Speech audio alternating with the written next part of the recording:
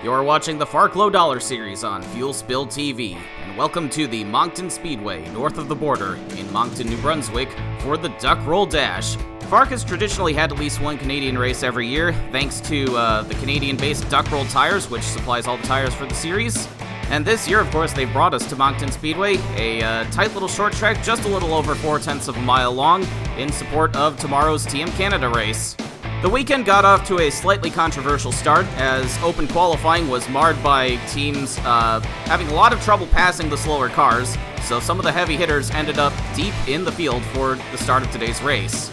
But the lineup is set, so let's meet the 31 stars and cars that will do battle over 150 laps today. Andy Pearson Racing certainly didn't have any trouble with qualifying, as Nicholas Radcliffe picks up his first career pole. And starting right behind him in third place, Billy Ray Smith-Thompson is back behind the wheel. He still has some recovery from his injuries ahead, but he got medically cleared to race, and he made a statement by putting his car third. And starting in between them, in a very strong comeback for Quinnipiac Motorsports after their wreck last week, Emmett Newton. Daniel Sharp and Anthony Griffith of Team Thunder round out the top 5, and qualifying right next to Anthony Griffith for the second week in a row is Rip Tyler for Power Surge America. I know Griffith had some drama with that organization years ago. I believe he still has some sore feelings towards them. Durain Ridman in 7th place starts the furthest up of the 6 Canadians in the field, and of the whopping 4 cars that Team Timothy has brought to the track today. Todd Stater posted the 8th fastest lap, but towards the end of the qualifying session, he started having a little trouble with that car. The team immediately got to work. We'll see if they have it figured out in time for the race, and Sergei Kovsky and Hunter Blaze round out the top 10. Aaron Coltier, the pole sitter and 5th place finisher at General Grant last week, starts 11th today. Vincenzo Focusato is stepping into the Focus Autosports 38, filling in for the injured Riley Durbin.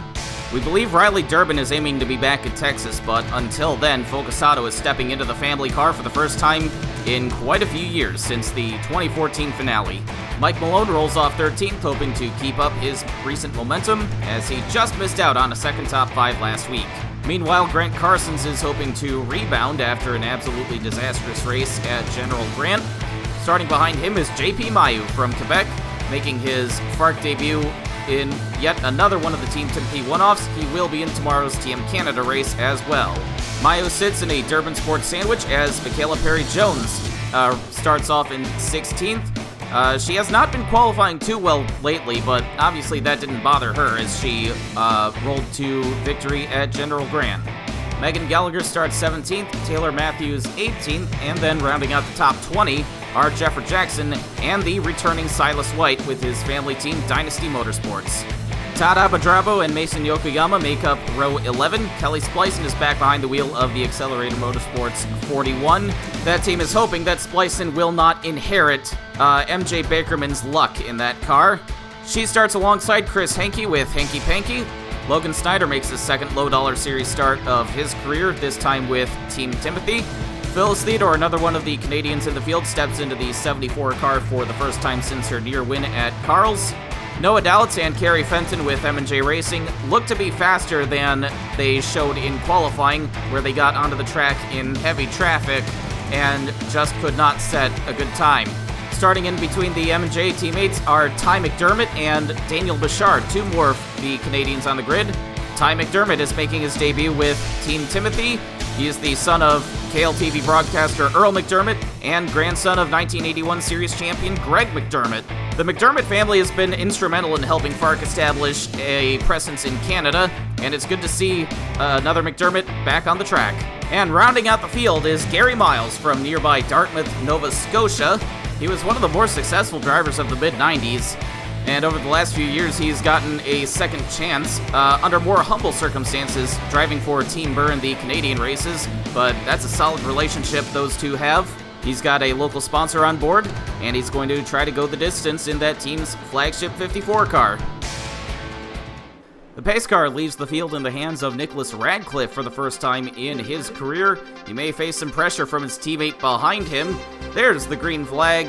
Radcliffe jumps ahead of Newton. Smith-Thompson tries to follow. Radcliffe trying to make use of his first pull, trying to lead his first laps since ABQ, the third race of the season.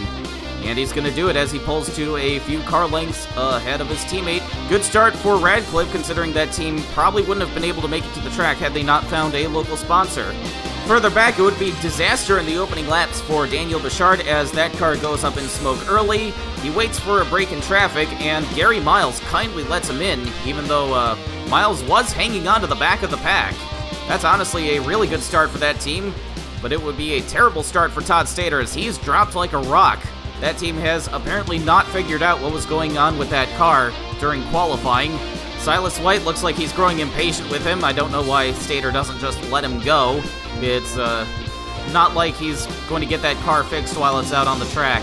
Lap 11, the leaders have caught Gary Miles now, and Billy Ray Smith-Thompson decides that Radcliffe has led enough laps. And with that move around the inside, Billy Ray is going to lead his first laps since he won the pole back at San Antonio. You did just see him wash up into the side of the 54. Either he overdrove the corner a little bit, or for some reason expressing frustration at the guy who helped him get the lead. Coming up on Todd Stater now, who doesn't seem to expect him to be coming so fast, nearly causing more problems for that 66 team, as Emmett Newton and Anthony Griffith have moved into the top three. Nicholas Radcliffe was really hurt by the interference by the 54, and he seems to have dropped off in the opening laps. As of lap 20, he runs 8th behind Grant Carsons. Just a couple laps away from lap 30, a fifth of the way through, Billy Ray has started to hit heavy traffic. JP Mayu has picked up a few spots. He's up to 11th, running behind Jeffrey Jackson. He's currently the highest running Canadian.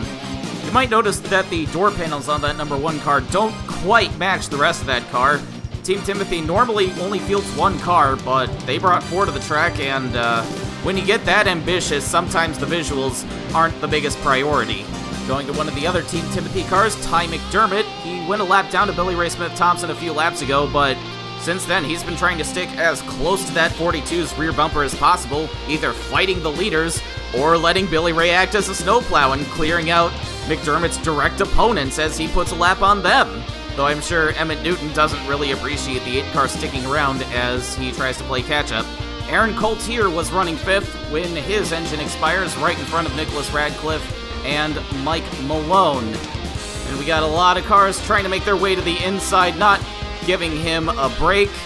And that's going to be our first caution as Aaron Coltier comes to a stop and jams up several other cars.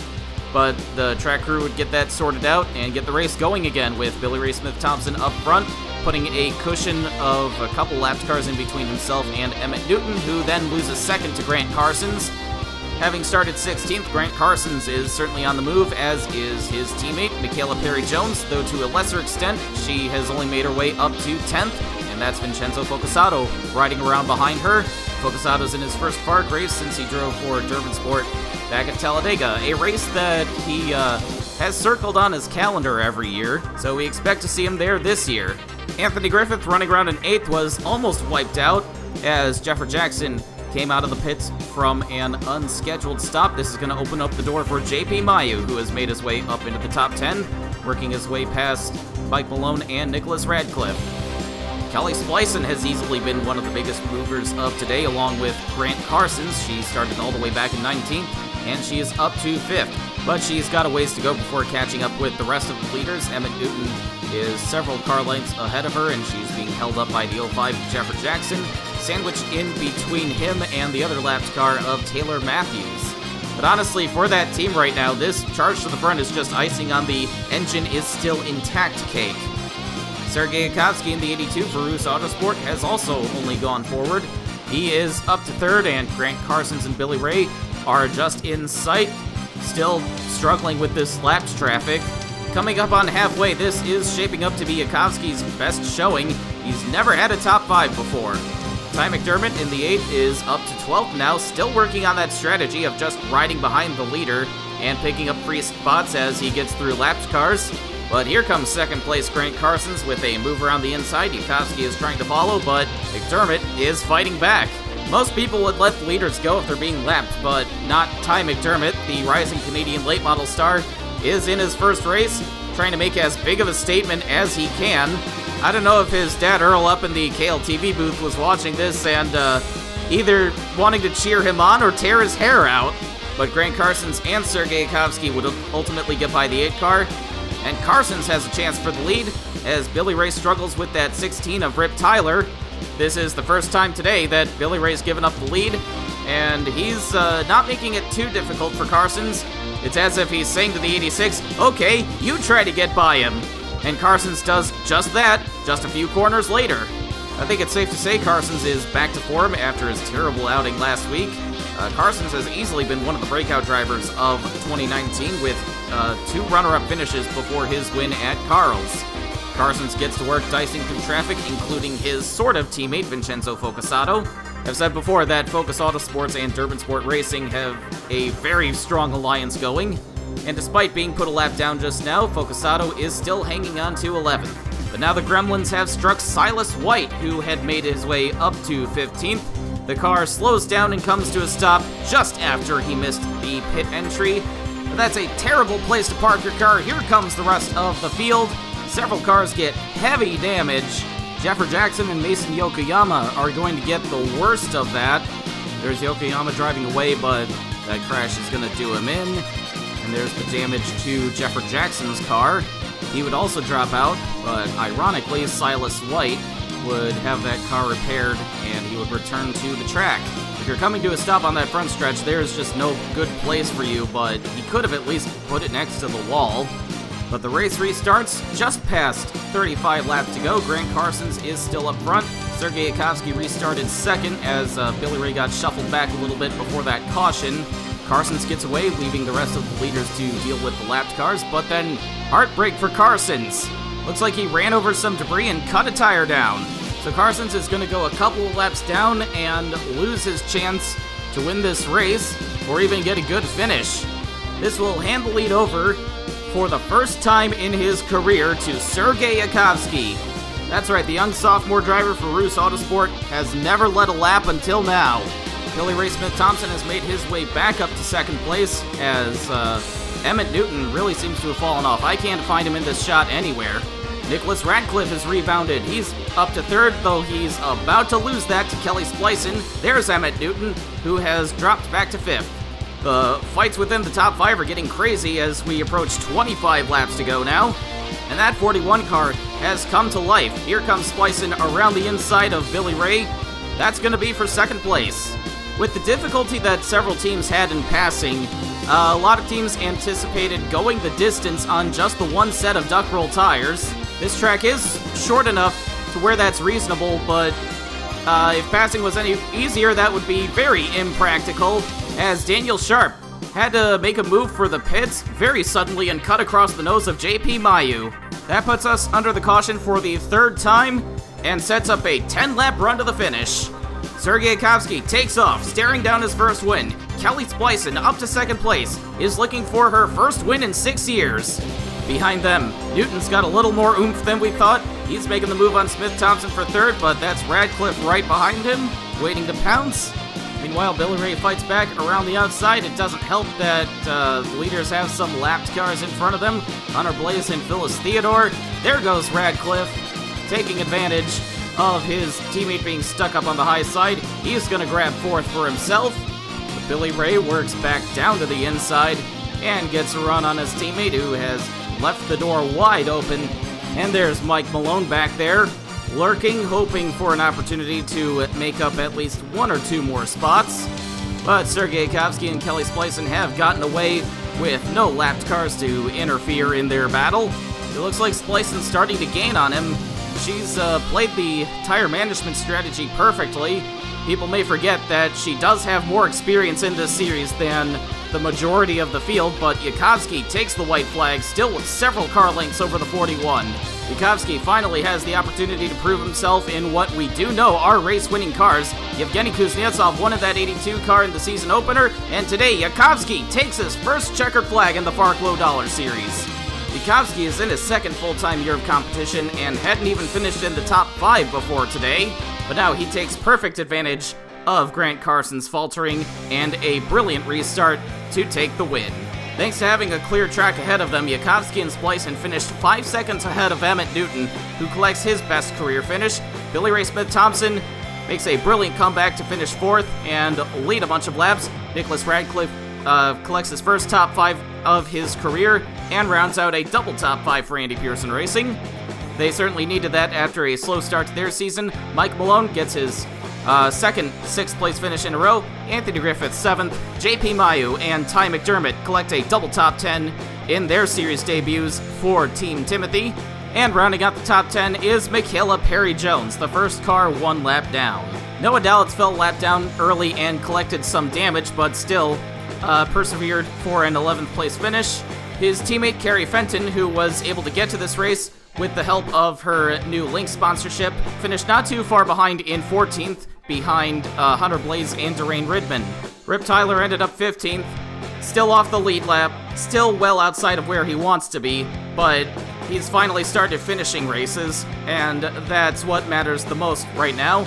Grant Carsons could have won this race, but his shredded tire had other plans. Chris Hankey comes home 17th in the Hanky Panky car, just a few spots off of his teammate Ramsey Cockener's 13th place finish in that car at Nelson Ledges. Megan Gallagher and Big Mac Racing stayed out of trouble, but they still did not have the pace they wanted, and they get their worst finish since Albuquerque.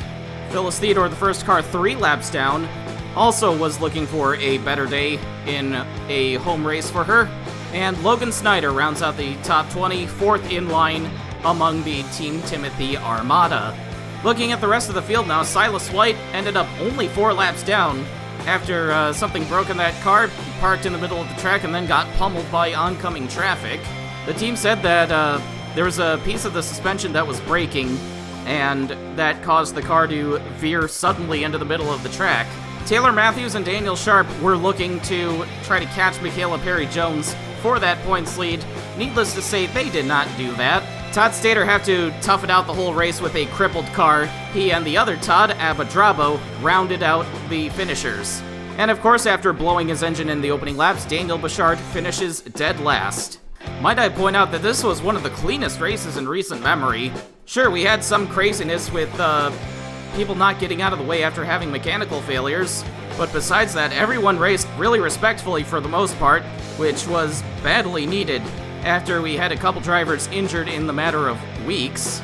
So good job to everyone on the track for having their heads on straight. And now looking at the point standings, the best of 8 rule has now kicked in, so everyone who ran their 9th race today will have their worst finishes eliminated. Michaela Perry-Jones leads by 51 points over Taylor Matthews and Daniel Sharp. Hunter Blaze just a few points behind Sharp. Grant Carsons, Perry-Jones' teammate, back to 5th, 89 points back. He takes that spot from Todd Stater. Mark and Mauro Adachi did not attend this race, so obviously they didn't make any gains in the points. Meanwhile, Anthony Griffith moves up into a tie for 9th with Harry Asanola. Patrick Ashcroft also skipped this race. Meanwhile, Sergei Kovsky jumps up to 12th in the points in front of Mike Malone and Megan Gallagher. Billy Ray Smith-Thompson, now that he's back on the track, has moved back into 15th with his teammate Nicholas Radcliffe behind him. Durain Ridman and Rip Tyler make some small gains, moving past Skeeter Farnsworth, who skipped this race, and Riley Durbin, unfortunately, is going to start slipping through the points now that he's out for a few weeks. And that will do it for the Duck Roll Dash at the Moncton Speedway. Next week, we head back to the States to the Berlin Raceway in Michigan. As a bonus, the Super Series will show up there in a doubleheader with the Low Dollar Series, and that was a very fun pair of races we had there last year. And as always, you'll be able to catch all the action right here on Fuel Spill TV.